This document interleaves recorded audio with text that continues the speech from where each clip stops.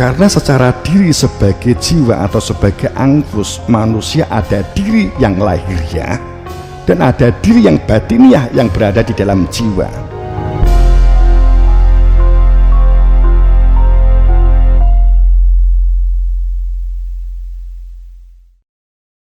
Saat akal pikiran dalam kendali hati sanubari, saat tadi di depan kita matur majalallah lirotin min qalbaini fi jawfihi, di dalam setiap anak Adam manusia ini ada dua hati, di dalam satu rongga, ada dua hati di dalam satu rongga. Akan tapi dua hati ini di dalam dada rongga manusia ini ada dua hati, yang satu disebut hati sanubari, yang satu disebut hati nurani.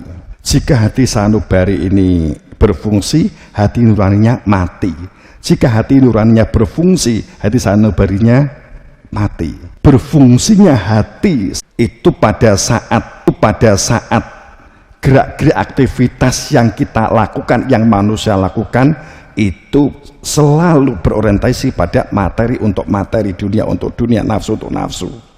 Tidak berada di dalam perintah. Kemudian yang nurani berfungsinya saat di dalamnya ada keberadaan Tuhan, karena mengenal Tuhan, maka ini berfungsi.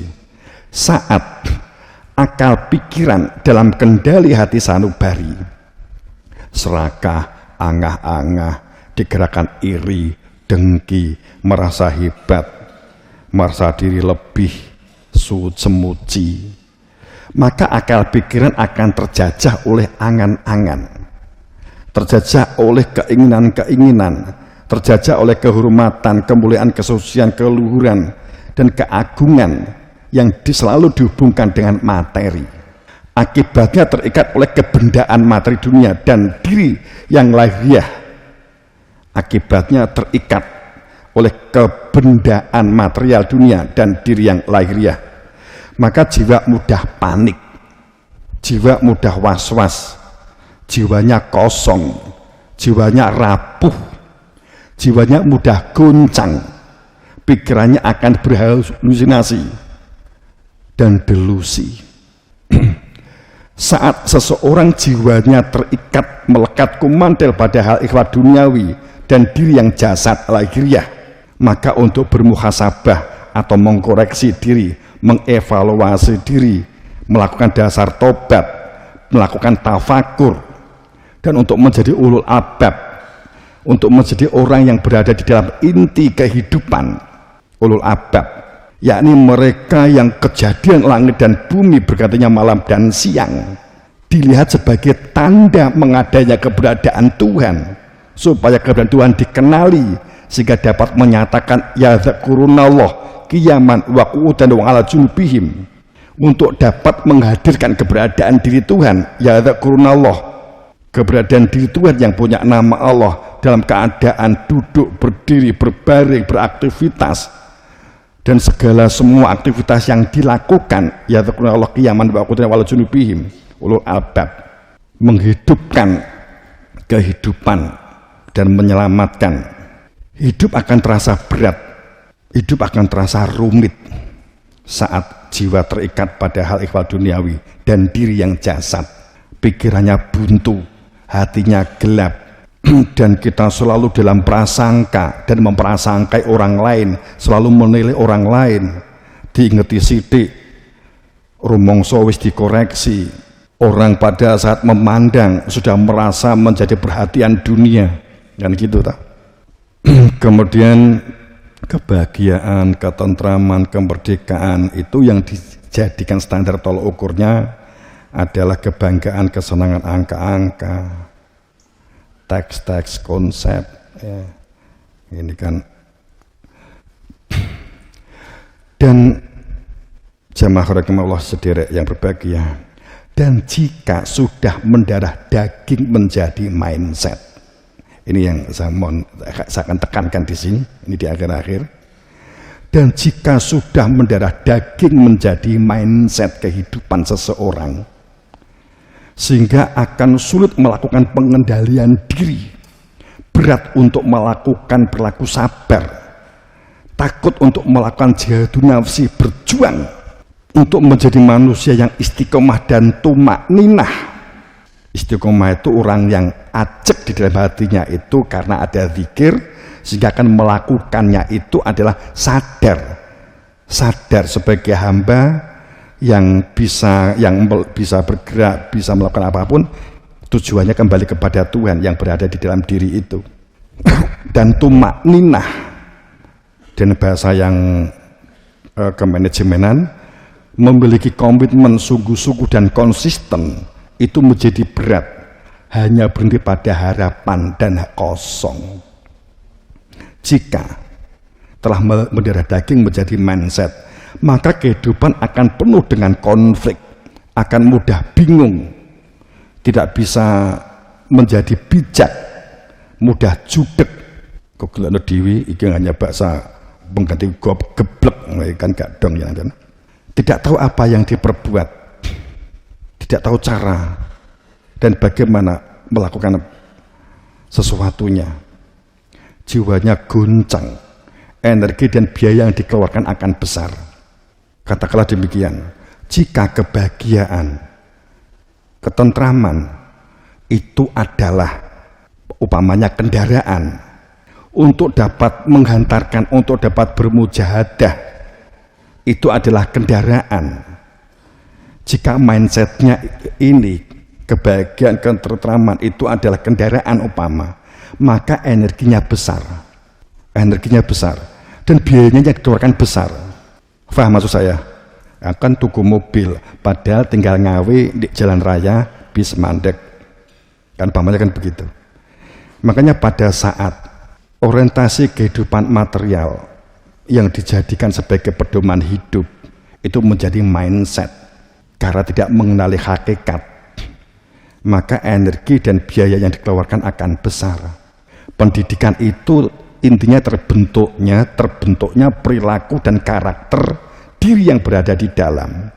Tapi jika diri yang berada di dalam jiwa nggak dikenali, hanya diri yang luar, maka biaya pendidikan besar banget karena berpikir infrastruktur, kemewahan, kemegahan, kan begitu. Menjadi gak efisien, gak efektif, dan ternyata gak menyelesaikan masalah, hanya mengisi kekosongan bersifat sementara. Syukuran, puas, seneng, gedungnya bagus, setelah itu kosong lagi, kurang lagi, gak akan ada habisnya. Pada saat orientasi kehidupan ini adalah bahagia, ketentraman, kedamaian, keadilan, kesucian, keluhuran, ini adalah sesungguhnya adalah masalah batiniah, tapi diambil alih oleh jasad fisik lahiriah jasadiah, maka itu boros. Kamu beli jajan yang kamu sukai itu adalah kesenangan, bukan kebutuhan. Umpamanya begitu, mana kesenangan, mana kebutuhan umpama. Pada saat itu kamu anggap itu membahagiakan, maka boros. Kan begitu. Maka menjadi energi besar dan boros. Lu apa enggak boleh berarti? Ya boleh lah. Cuman tadi kan saya ngomongkan orientasinya. Fa'ina tadhhabun. Kemana sih kamu tuh akan pergi di dunia itu ngapain sih? Kamu tuh menungso itu duruh tujuan di dunia ini apa? Fa'ina tadhhabun. Bagaimana dengan masalah tujuan kamu hidup? Maka jika kamu mengenali dia sebagai sebuah zikir adanya kehadiran, maka lil alamin semua wawasan akan diliputi, semua wawasan akan terikat, semua wawasan akan menyatu dalam sebuah ilmu saat dia ada kehadiran ilmu tentang yang menunjukkan keberadaan dia yang punya nama Allah. Itu hanya diperuntukkan bagi mereka yang yastakim, mereka yang mencari kebenaran, mereka yang dikersake berada di dalam jalan yang lurus, ya dalam pengertian lurus itu perilakunya jujur, berani adil kan gitu. Hanya yang dikehendaki bagi mereka oleh Allah, bagi mereka yang berperilaku lurus atas kehendak Allah. Maka kenapa pendidikan diperlukan? Kenapa pendidikan diperlukan? Dimulai dari membangun kebiasaan mendengar, kebiasaan memperhatikan, kebiasaan mengamati, kebiasaan bernalar berasional, membangun kemampuan komunikasi yang komunikatif, kebiasaan membaca, kebiasaan untuk berbagi dan bekerja sama. Kenapa?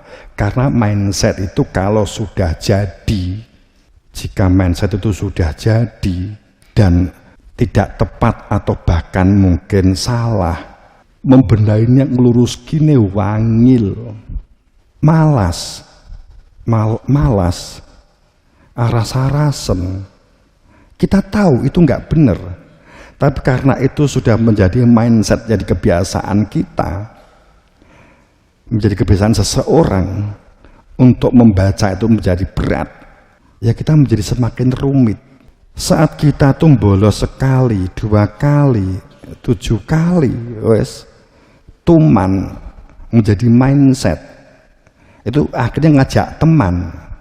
Jadi kalau sudah mendarah daging menjadi mindset, maka membenainya akan menjadi berat, sulit. Mindsetnya gampang putus asa, gampang mutung, nggak bisa ditegur karena sudah kebiasaan. Maka pendidikan itu diperlukan sebenarnya sejak dini, dipersiapkan sedemikian rupa dengan cara sistem yang benar. Pada saat generasi ke generasi itu diperlukan sebuah perilaku yang benar. Kita berharap pendidikan kepada generasi untuk berada di dalam kebenaran. Kebiasaan budidaya, pemberdayaan, kemandirian, kedaulatan, sungguh-sungguh konsisten komitmen. Kita selalu ngomong ini setiap kali kita rapat, setiap kali kita musyawarah. Akan tetapi pada saat karena kita habitnya, lingkungan kita juga belum terbentuk, kita akan menjadi berat. Karena mindset yang sudah terbentuk di dalam diri kita, yang dibentuk oleh masa lalu kita.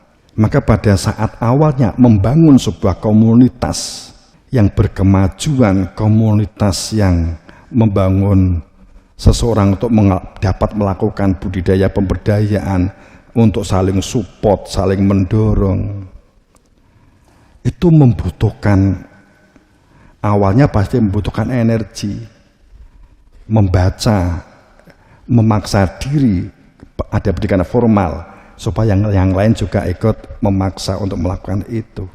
Jika tidak dibangun, jiwa itu menjadi keropos, menjadi lemah. Kita ke kemampuan awal yang mestinya dimiliki, yang bisa dimiliki. Jadi ojo bangga di umur 3 tahun wis apal, mohon maaf 30 juz. Tapi banggalah saat telah yang bersangkutan telah mampu memiliki kemampuan mendengar, kemampuan menyimak, kemampuan komunikasi. Ini jauh lebih bermanfaat untuk pengembangan. Bar kuwi apalan monggo kan gitu.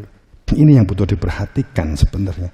Sebab jika sejak awal memiliki kebiasaan yang buruk, pendengar buruk, pelihat yang buruk, sering ngaco di dalam kelas, sering ngaco di dalam lingkungan, maka saat sudah sekian tahun, apalagi sudah dewasa, ukuran umur ternyata nggak dewasa secara pemikiran dan secara perilaku.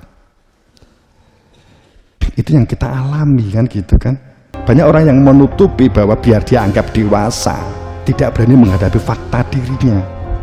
Justru itu sesungguhnya adalah kayaknya umurnya dewasa tapi jiwanya anak-anak kan.